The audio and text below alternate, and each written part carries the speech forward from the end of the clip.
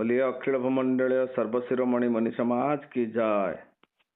प्रिय आत्मन, आज मणि समाज अमृतवाणी रे आपण को मु स्वागत करुछि। आम सहित सबुदिन भली निमाय मणि मध्य उपस्थित अछंती।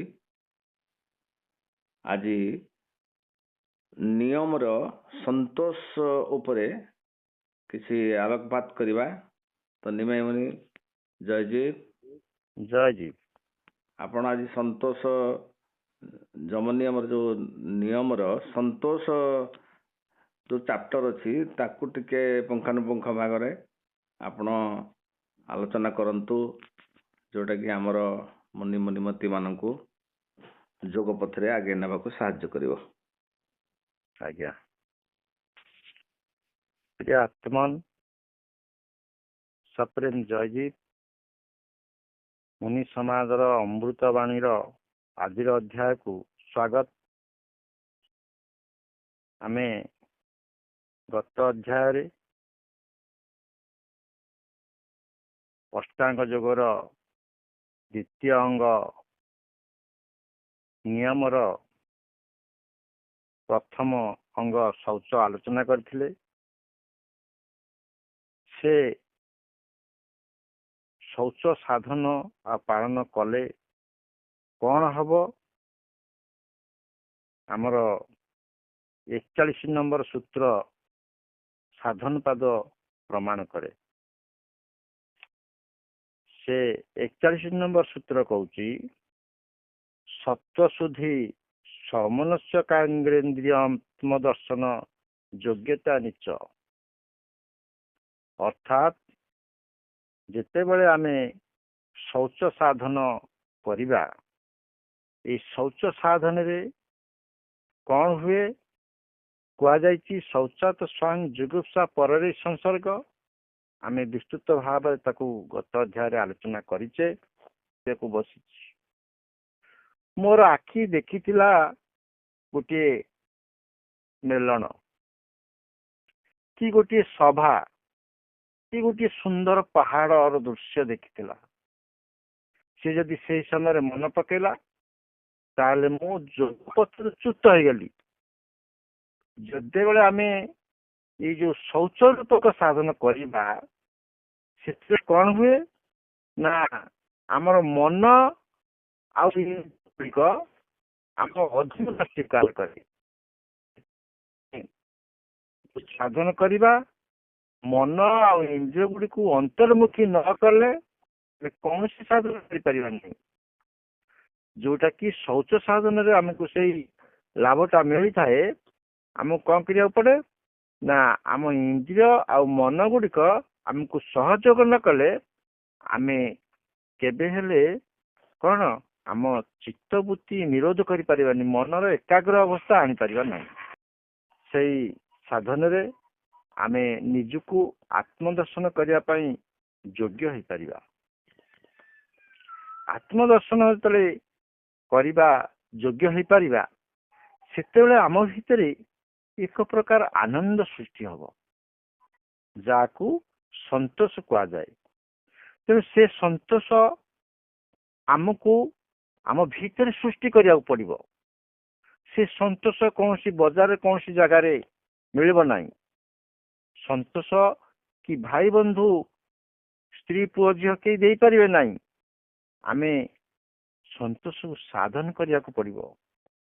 ये जो शौच रूप साधन कले आम भितरे संतोष आपे आपे आसीजिवो। संतोष साधन रे आमर कौन हुए ना आमर शरीर बल बढ़िबो, आमर विद्या भी बढ़िबो, स्मरण शक्ति बढ़िबो, आम रूप सौंदर्य रहिबो, स्वास्थ्य मध्य भल रहिबो। तेणु आमे उत्तरोत्तर उन्नति करिबा। आमे जदि बल विद्या रूप स्वास्थ्य और धन को उत्तरोत्तर बढ़ाइबार इच्छा न करिबा, ताहले आम भीतर संतोष आसीबनी। आम पाखे जदि धन नहीं, मु कहि मु जोग करुची, मो पाखे किंतु खर्च करिया को धन नहीं, केबे संतोष आसीबो? आसीबो नहीं। सेति पई ଧନ ରୋଜଗାର କରିବା ପାଇଁ ଆମକୁ ଉପାୟ ଆସିବ। ଆମେ ପୂର୍ବରୁ ଆଲୋଚନା କରିଛେ ଅପରିଗ୍ରହ ସ୍ଥୈର୍ଯ୍ୟ ଜନ୍ମ କଥନ୍ତୁ ସମ୍ବଦ। ଆମେ ଯୋଉ ଉପାୟରେ ଆମ ନିଜର ପରିବାର ଚଳେଇବା, ଯଦି ଆମେ ଭିକ ନ ମାଗିବା ସେଇ ଉପାୟଟା ଆମକୁ ଦେଖାଯିବ, ଆମ ପାଖରେ ଧନ ଉପସ୍ଥିତ ରହିବ। ତେଣୁ ବଳ ଜ୍ଞାନ ବିଦ୍ୟା ଓ ଧନ ଆଦିକୁ ବଢାଇବାର ଆମେ ଇଚ୍ଛା କରିବା ଦରକାର। ଆମେ ଯଦି ଦୁର୍ବଳ ହେଲେ ଆମ ପାଖକୁ ସନ୍ତୋଷ ଆସିବନି। ଆମେ ଯଦି ରୋଗୀ ହେଲେ ଆମ ପାଖକୁ ସନ୍ତୋଷ ଆସିବନି। ଆମେ ଯଦି ଦୁଃଖୀ ହେଲେ ଆମ ପାଖକୁ ସନ୍ତୋଷ ଆସିବନି। ସଦ୍ଗୁରୁ ଶାନ୍ତିଦାୟୀ ବିଚାରରେ ଲେଖିଛନ୍ତି ଯେ ସମଜାତୀୟ ବସ୍ତୁକୁ ଆକର୍ଷଣ କରେ। ସେଠି ଭଲ ଭାବରେ ବୁଝେଇ ଦେଇଛନ୍ତି ସଦ୍ଗୁରୁ ଯେ ପିଲା ପାଖକୁ ପିଲା ଆକର୍ଷିତ ହେଇଯାଉଛି, ସ୍ତ୍ରୀ ଲୋକ ପାଖକୁ ସ୍ତ୍ରୀ ଲୋକ ଆକର୍ଷିତ ହେଇକି ଯାଉଛି, ବୁଢା ପାଖକୁ ବୁଢା, ଭାଙ୍ଗୁଡି ପାଖକୁ ଭାଙ୍ଗୁଡି, ଗଞ୍ଜଡିଆ ପାଖକୁ ଗଞ୍ଜଡିଆ ଆକର୍ଷିତ ହେଇକି ଯାଉଛନ୍ତି। ଦୁଃଖୀ ପାଖକୁ ସଂସାର ସମସ୍ତ ଦୁଃଖ ଆକର୍ଷିତ ହେଇକି ଆସିଯାଉଛି। ତେଣୁ ସଦ୍ଗୁରୁ କୁହନ୍ତି କଣ ନା, ଆମେ ଯଦି ସଦା ପ୍ରସନ୍ନ ରହିବା ଆମ ପାଖକୁ ସବୁ ପ୍ରକାର ସୁଖ ଶାନ୍ତି ଆନନ୍ଦ ଟାଣି ହେଇକି ଆସିବ। ତେଣୁ 36 ନମ୍ବର ସୂତ୍ର ସମାଧି ପାଦରେ ସଦ୍ଗୁରୁ କହିଲେ କଣ ନା, ବିଶ୍ୱକା ଜ୍ୟୋତିଷ୍ମତି ପ୍ରଭୃତିରୁ ଉତ୍ପନ୍ନ ମନସା ସ୍ଥିତି ନିବନ୍ଧିନୀ। ଏଇ ଯୋଉ ବିଶ୍ୱକା ସ୍ଥିତି, ସୁଖ ରହିତ ଅବସ୍ଥାକୁ ବିଶ୍ୱକା ସ୍ଥିତି କୁହାଯାଏ। କିନ୍ତୁ ବିଶ୍ୱକା ସ୍ଥିତିରେ ଆମେ ରହିଲେ କଣ ହବ ନା, ଆମ ଭିତରେ ପ୍ରସନ୍ନ ଆସିବ। ପ୍ରସନ୍ନ ଆସିଲେ କଣ ହବ? ଗୀତାରେ କୁହାଯାଇଛି ପ୍ରସାଦ ସର୍ବ ଦୁଃଖାନାଂ ହାନ୍ୟାସ୍ୟ ପର୍ଯ୍ୟାୟତେ ପ୍ରସନ୍ନ ଚେତାସ୍ୟାସୁ ବୁଦ୍ଧି ବି ପର୍ଯ୍ୟବେତିଷ୍ଠତେ। ପ୍ରସନ୍ନ ବ୍ୟକ୍ତିର ସମସ୍ତ ଦୁଃଖ ଜଳିପୋଡି ନଷ୍ଟ ହେଇଯାଇଥାଏ। ଦୁଃଖ ଯଦି ଆମ ପାଖରୁ ଦୂରେଇ ଗଲା ତାହେଲେ ଆମେ କଣ ଦୁଃଖର ବିପରୀତ ପାଇବା? ପ୍ରସନ୍ନ ଆନନ୍ଦ। ଆମେ ସେଇ ସମୟରେ ଦୁଃଖୀ ହେଇଯାଉ। ତେଣୁ କାନ୍ଦୁରାମ ସବୁବେଳେ କାନ୍ଦୁଥାଏ। ତେଣୁ ଆମେ ଦୁଃଖୀ ଲୋକ ପାଖକୁ ନ ଯାଇ ଯିଏ ହସକୁରିଆ ଲୋକ, ସେ ଲୋକ ପାଖକୁ ଗଲେ ଆମ ଭିତରେ ଏଇ ଅପୂର୍ବ ଆନନ୍ଦ ମିଳିବ। ତେଣୁ ସନ୍ତୋଷର ଅର୍ଥ ପ୍ରକୃତରେ ହଉଛି ପ୍ରସନ୍ନତା ବା ଆନନ୍ଦ। ଯୋଗ ସାଧନରେ ଯୋଗୀ ପାଇଁ ଯେଉଁ ସନ୍ତୋଷ ଧାରଣ କରିବାର ନିୟମ ଅଛି, ତାର ଉଦ୍ଦେଶ୍ୟ ଯୋଗୀକୁ ଜାଗ୍ରତ ସୁପ୍ତ ତଥା ଚଲାବୁଲା କାମ କଲାବେଳେ ପ୍ରତ୍ୟେକ ଅବସ୍ଥାରେ ସର୍ବଦା ପ୍ରସନ୍ନ ଓ ଆନନ୍ଦମୟ ପୂର୍ଣ୍ଣ ରହିବା ଉଚିତ।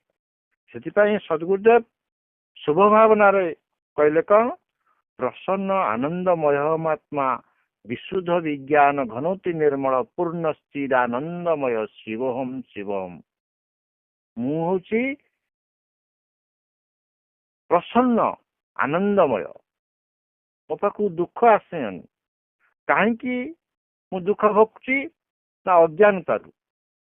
ସେ ଅଜ୍ଞାନତାକୁ ଯେତେବେଳେ ମୁଁ ଫିଙ୍ଗିଦେବି ମୋ ପାଖରେ ସୁଖ ହିଁ ସୁଖ ରହିବ।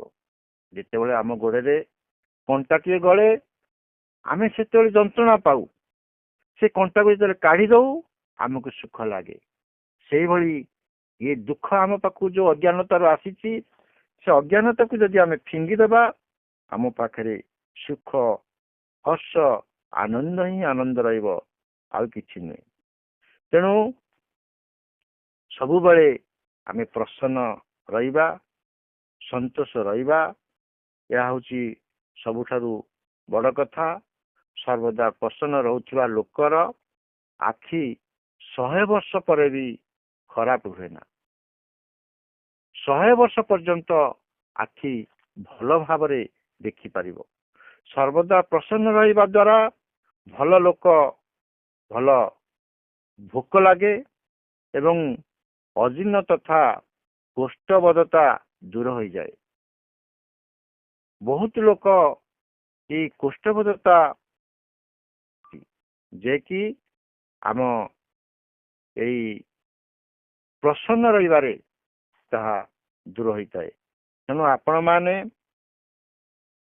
କୌଣସି ପରିସ୍ଥିତିରେ ଥାଆନ୍ତୁ, ଯେଉଁ ଅବସ୍ଥାରେ ଥାଆନ୍ତୁ, ଆପଣ କାମ କରୁଥାନ୍ତୁ, ବନ୍ଧୁ ଘର ଯାଉଥାନ୍ତୁ, ପ୍ରତ୍ୟେକ ଅବସ୍ଥାରେ ଆପଣ ପ୍ରସନ୍ନ ରହିବାକୁ ଚେଷ୍ଟା କରନ୍ତୁ।